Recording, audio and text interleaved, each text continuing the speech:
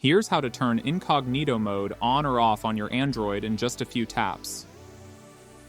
To get started, open the Google Chrome browser on your Android phone.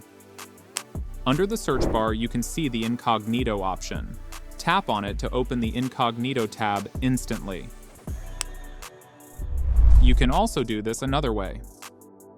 On the Chrome homepage, tap on the three-dot icon in the top right corner. From the menu, select New Incognito tab. Chrome will immediately open an Incognito tab.